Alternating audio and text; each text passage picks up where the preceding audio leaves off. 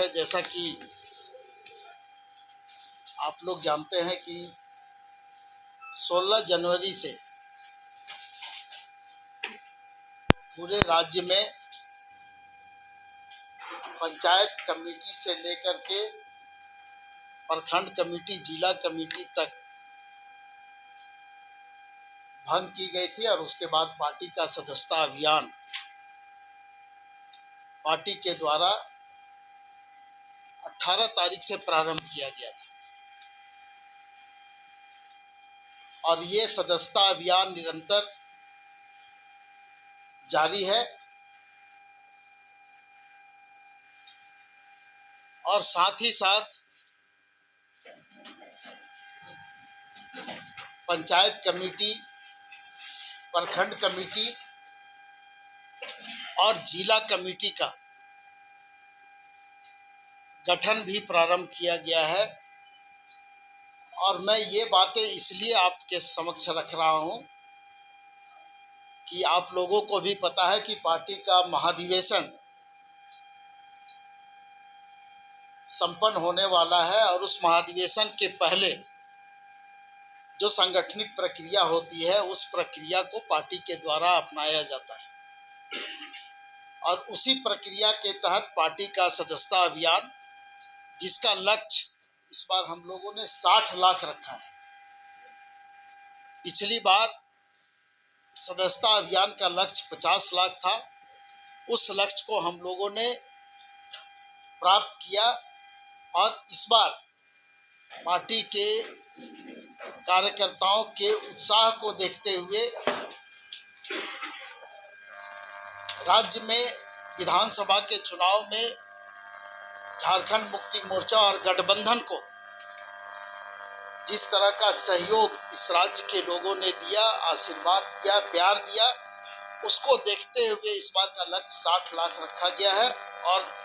हम लोगों को पूरा विश्वास है कि हम लोग उस लक्ष्य को प्राप्त कर लेंगे। और पार्टी का जो संगठनिक हमारा स्वरूप है, पंचायत कमेटी, प्रखंड कमेटी, जिला कमेटी, उन कमेटियों का गठन करके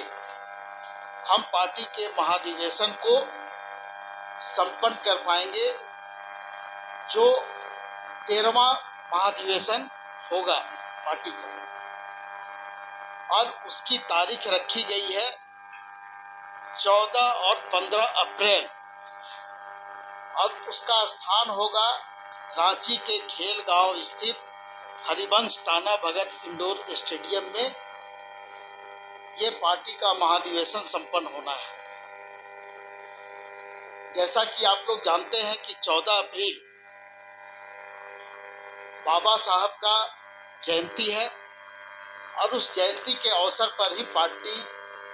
महाधिवेशन की शुरुआत करेगी। इस महाधिवेशन में जो प्रतिनिधि भाग लेते हैं, पंचायत, प्रखंड और जिला स्तर पे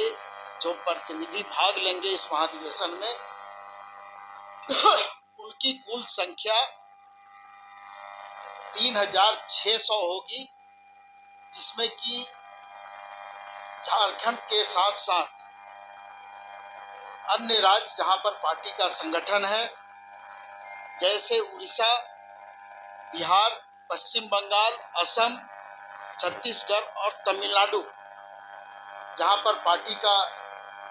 संगठनिक ढांचा है, संगठनिक स्वरूप है, वहां से भी महाधिवेशन में प्रतिनिधि भाग लेंगे। इन सारे को मिलाकर के 3600 प्रतिनिधि इस महाधिवेशन में भाग लेंगे। उसके अलावा 3600 प्रतिनिधियों के अलावा जो केंद्रीय समिति के सदस्य होते हैं, वो स्वतः प्रतिनिधि के रूप में उस महाधिवेशन में भाग लेते हैं और केंद्रीय समिति जब महाधिवेशन प्रारंभ हो जाता है उस समय उसको भंग कर दिया जाता है और वहां पर फिर महाधिवेशन को संचालित करने के लिए संचालन मंडली का गठन होता है और अध्यक्षीय मंडली का गठन होता है, जो उसी जगह पर होगा। तो कुल मिलाकर के ये जो प्रतिनिधियों की संख्या होगी, 3,900 प्रतिनिधि इस महाधिवेशन में भाग लेंगे। इस बार हम लोगों ने कुछ महाधिवेशन को संचालित करने के लिए और बेहतर ढंग से हम प्रतिनिधियों का जो उनका बात होता है, जो उनकी प्रतिक्रिया होती है महाधिवेशन के दरमियान, उसमें समय देने के लिए हम लोगों ने अप्रैल माह के प्रथम सप्ताह में जो प्रतिनिधियों का जो रजिस्ट्रेशन होता है उसको हम लोगों ने रखा है कि महाधिवेशन से पूर्व में सभी प्रतिनिधियों का रजिस्ट्रेशन हो जाएगा,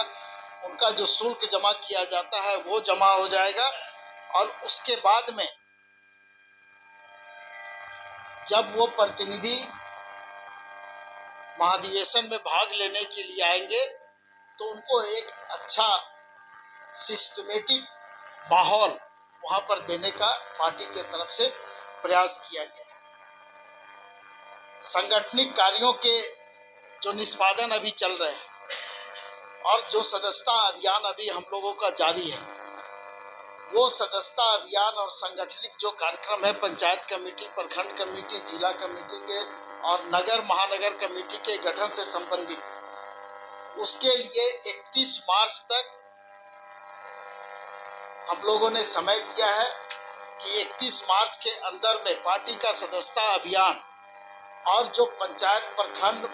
जिला, महानगर और नगर का जो गठन करना है वो प्रक्रिया हम लोगों को